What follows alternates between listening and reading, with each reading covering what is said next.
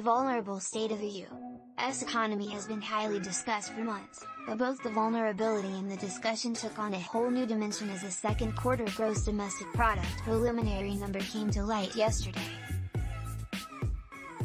Following an annualized contraction of 1.6% in the first quarter, the Q2 number also reflected economic contraction, this time at an annualized pace of -0.9%. The primary reason for dimension of discussion is that 2 quarters of contraction in a row traditionally has been considered the technical definition of a recession.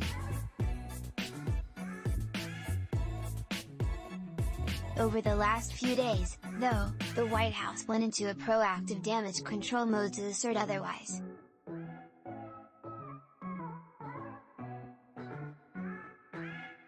Deese, the director of the National Economic Council, and Janet Yellen, Treasury Secretary and former chair of the Federal Reserve, loudly proclaimed that a recession involved deteriorating unemployment, and lacking that condition, this just can't be called a recession.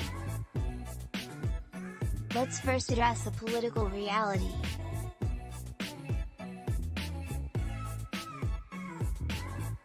There is no doubt that if the shoes were on the other foot in terms of who held political power and the American economy experienced 2 quarters in a row of GDP contraction, the Democrats would gleefully declare this a recession.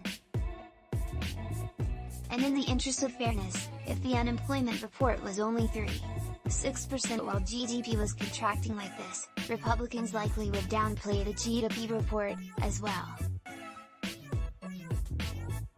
So the spin doctors in the press are no surprise, and, of course, the American people will do with it what they will. But what is the economic reality here? Are we in a recession? How should we think about this entire affair? First, the technical reality: we have no agreed upon definition of a recession, not governmentally, not academically, and not linguistically. We do have a traditional understanding, and that understanding has essentially viewed 2 quarters of GDP contraction as a recession.